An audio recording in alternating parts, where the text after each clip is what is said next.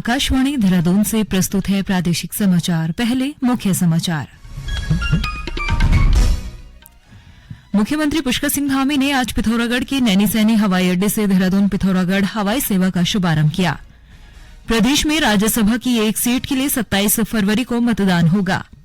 शिक्षा मंत्री डॉ धन सिंह रावत ने कहा है कि राज्य के सभी 95 ब्लॉकों में मिनी स्टेडियम और खेल मैदान बनाए जाएंगे। और आज राष्ट्रपिता महात्मा गांधी को उनकी 76वीं पुण्यतिथि पर श्रद्धांजलि अर्पित कर रहा है। नमस्कार, दोपहर समाचारों के साथ मैं प्रियंका मलिक और अब समाचार विस्तार से। मुख्यमंत्री पुष्कर सिंह धामी ने आज पिथौरागढ़ के नैनीसैनी हवाई अड्डे से देहरादून पिथौरागढ़ हवाई सेवा का शुभारंभ किया।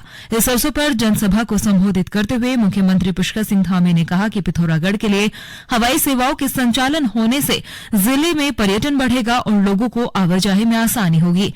राज्य में हवाई सेवाओं के विस्तार पर जोर देते हुए श्री धामी ने कहा कि जौलीग्रांट हवाई अड्डे के अंतरराष्ट्रीय स्तर को बनाने का काम युद्ध स्तर पर चल रहा है। उन्होंने कहा कि पंतनगर हवाई अड्डे के सर्वे का काम भी पूरा हो गया है। मुख्यमंत्री ने कहा कि सरकार का प्रयास रहेगा कि पिथौरागढ़ से हिडन की सेवा भी जल्द शुरू की जाए। गौरतलब है कि नैनी सेवा हवाई अड्डे से देहरादून पिथौरागढ़ के लिए हवाई सेवा भी 3 दिन के लिए शुरू हुई है।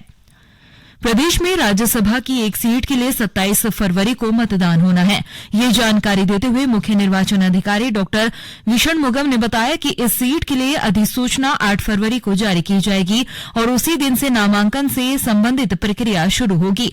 उन्होंने कहा कि नाम निर्देशन पत्रों की समीक्षा की अंतिम तिथि 15 फरवरी और नाम वापस लेने की अंतिम तिथि 20 फरवरी है। गौरतलब है कि वर्तमान में सीट पर भाजपा के अनिल बलूनी राज्यसभा सदस्य हैं। श्री बलूनी का कार्यकाल अप्रैल में पूरा हो रहा है। संसद के बजट सत्र से पहले आज सरकार ने दोनों सदनों में सुचारू कार्यवाही सुनिश्चित करने के लिए सर्वदलीय बैठक बुलाई है। बजट सत्र कल 31 जनवरी को शुरू होगा और 9 फरवरी तक चलेगा। संसदीय कार्यमंत्री प्रहलाद जोशी लोकसभा और राज्यसभा में राजनीतिक दलों के नेताओं के साथ बैठक करेंगे। कल राष्ट्रपति द्रौपदी मुर्मू के अभिभाषण के साथ बजट सत्र की शुरूआत होगी। केंद्रीय वित्त मंत्री निर्मला सीतारमण 1 फरवरी को अंतरिम बजट पेश करेंगी।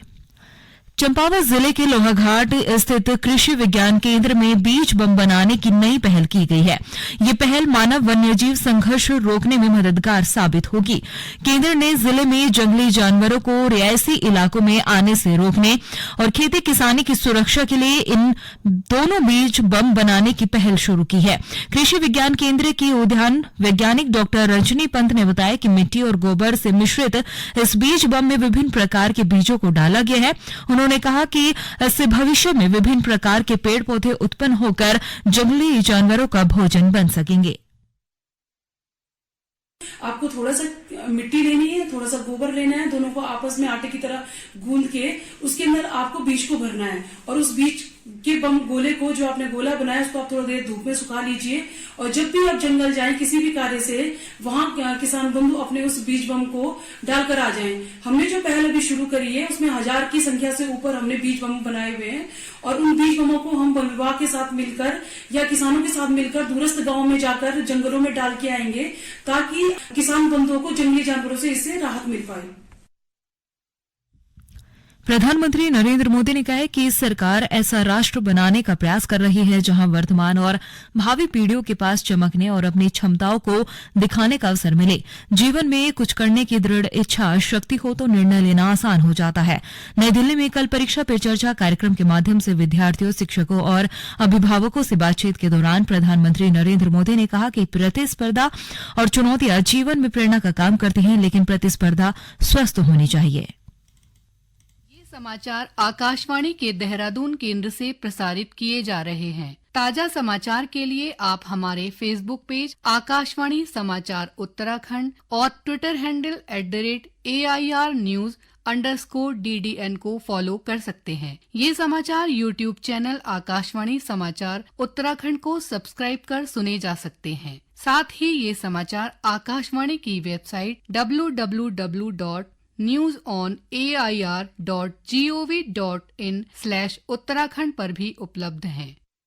शिक्षा मंत्री डॉ धन सिंह रावत ने कहा कि राज्य के सभी 95 ब्लॉकों में मिनी स्टेडियम और खेल मैदान बनाए जाएंगे। शिक्षा मंत्री ने देहरादून में आयोजित बैठक में खेल एवं युवा कल्याण विभाग के अधिकारियों को खेल मैदान के निर्माण को लेकर दिशा निर्देश भी दिए। उन्होंने बताया कि प्रदेश में खेलों को बढ़ावा देने के लिए खेल कैलेंडर तैयार करने का निर्णय लिया गया है। इसके लिए एक 5 सदस्यीय कमेटी का गठन किया गया। उन्होंने कहा कि समिति 1 माह के भीतर वार्षिक खेल कैलेंडर का प्रारूप तैयार कर शासन को उपलब्ध कराएगी। डॉक्टर रावत ने बताया कि पहले से जारी कैलेंडर के कारण छात्रों की पढ़ाई में व्यवधान हो रहा है। उन्होंने कहा कि इसके लिए नए कैलेंडर में इस बात का विशेष ध्यान रखा जाए कि छात्रों की पढ़ाई में कोई भी बाधा न आए। राष्ट्र आज राष्ट्रपिता महात्मा गांधी को उनकी 76वीं पुण्यतिथि पर श्रद्धांजलि अर्पित कर रहा है। आज के दिन शहीद दिवस के रूप में भी मनाया जाता है। महात्मा गांधी की हत्या आज के ही दिन 1948 में कर दी गई थी। प्रधानमंत्री नरेंद्र मोदी और राष्ट्रपति द्रौपदी मुर्मू ने महात्मा गांधी को राजघाट पहुंचकर श्रद्धांजलि अर्पित की। वहीं प्रदेश में मुख्यमंत्री पुष्कर सिंह धामी ने भी देहरादून स्थित शासकीय आवास पर महात्मा गांधी की पुण्यतिथि पर श्रद्धा सुमन अर्पित कर उन्हें श्रद्धांजलि दी है। गणतंत्र दिवस समारोह में शामिल सीमांत गांव के 1500 पंचों में से 10 सरपंच और जनप्रतिनिधियों ने बीते 27 जनवरी को दिल्ली में प्रधानमंत्री नरेंद्र मोदी से मुलाकात की। इस दौरान उत्तरकाशी के हर्षिल ग्राम पंचायत के उप प्रधान माधवेंद्र रावत और उनकी पत्नी अनुप्रिया रावत ने प्रधानमंत्री को खास शैली में बनी टकनौर पेंटिंग भेंट की है। प्रधानमंत्री से मुलाकात कर उत्तरकाशी लौटी अनुप्रिया ने आकाशवाणी समाचार से बातचीत में अपनी खुशी जाहिर करते हुए अपना अनुभव साझा किया है। प्रधानमंत्री जी द्वारा विशेष निमंत्रण गणतंत्र दिवस के लिए प्राप्त हुआ, जिसमें मैंने प्रधानमंत्री जी को टकनौर पेंटिंग उपहार स्वरूप में देने का अवसर प्राप्त हुआ। जब मैंने प्रधानमंत्री जी को यह पेंटिंग दी तो उन्होंने मुझसे पूछा, तुम क्या करती हो और यह पेंटिंग कितने समय में तैयार हुई। मैंने प्रधानमंत्री जी को बताया कि मैं पेशे से एक टीचर हूँ और पेंटिंग मेरी हॉबी है। यह पेंटिंग मैंने भोजपत्र पर अखरोट के छिलकों के रंग से बनाई है और इसे बनाने में 1 माह का समय लगा। प्रधानमंत्री जी से बात करके मुझे बड़े ही आनंद का अनुभव हुआ। यह एक कभी न भूलने वाला मेरे जीवन का क्षण बन गया है और अंत में उन्होंने मुझे भविष्य के लिए शुभकामनाएं दी। गौरतलब है कि टकनौर पेंटिंग भोजपत्र पर बनाई जाती है। इसमें अखरोट की छाल के रंग का उपयोग होता है, जिससे महापुरुषों, ऐतिहासिक धरोहर और विलुप्त होती वन्य जीवों की प्रजाति भी बनी जाती है। मुख्यमंत्री पुष्कर सिंह धामी ने कल हरिद्वार रेलवे स्टेशन से अयोध्या जाने वाली आस्था स्पेशल ट्रेन को हरी झंडी दिखाकर रवाना किया। इस ट्रेन से आज 1504 श्रद्धालु अयोध्या के लिए रवाना हुए हैं। इस अवसर पर मुख्यमंत्री पुष्कर सिंह धामी ने कहा कि ट्रेन के संचालन से हरिद्वार, ऋषिकेश, देहरादून सहित गढ़वाल और कुमाऊं क्षेत्र के राम भक्तों को सहूलियत होगी। मुख्यमंत्री ने कहा कि राम मंदिर के लिए चलाए गए आंदोलन में अर्पण, तर्पण, संघर्ष और संकल्प था। उन्होंने कहा कि श्री राम का मंदिर देश की संस्कृति का आधुनिक प्रतीक बनेगा। उन्होंने कहा कि श्री राम मंदिर आने वाली पीढ़ियों को आस्था, श्रद्धा और संकल्प की प्रेरणा देता रहेगा। मुख्यमंत्री ने कहा कि राज्य सरकार उत्तराखंड को भगवान श्री राम के आशीर्वाद से देश का श्रेष्ठ राज्य बनाने के लिए कृत संकल्पित है। उन्होंने कहा कि इस लक्ष्य की प्राप्ति के लिए अपने विकल्प रहित संकल्प के मंत्र को लेकर निरंतर आगे बढ़ रहे हैं। कुमाऊं विश्वविद्यालय से संबद्ध सभी परिसर और महाविद्यालयों में स्नातक और स्नातकोत्तर के व्यावसायिक पाठ्यक्रमों के प्रथम सेमेस्टर में प्रवेश की आज अंतिम तिथि है। कुमाऊं विश्वविद्यालय के परिसर निदेशक डॉक्टर महेंद्र राणा ने ये जानकारी दी। उन्होंने कहा कि ये प्रवेशार्थी आज समर्थ पोर्टल पर आवेदन पत्र भरने के साथ ही पोर्टल पर ही अपनी फीस जमा करवा सकते हैं। और अंत में मुख्य समाचार एक बार फिर।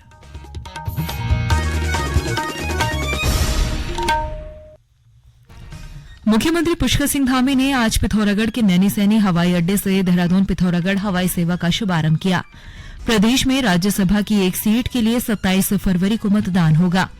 शिक्षा मंत्री डॉक्टर धन सिंह रावत ने कहा कि राज्य के सभी 95 ब्लॉकों में मिनी स्टेडियम और खेल मैदान बनाए जाएंगे। और राष्ट्र आज राष्ट्रपिता महात्मा गांधी को उनकी 76वीं पुण्यतिथि पर श्रद्धांजलि अर्पित कर रहा है। इसके साथ ही प्रादेशिक समाचार का ये बुलेटिन समाप्त हुआ। नमस्कार।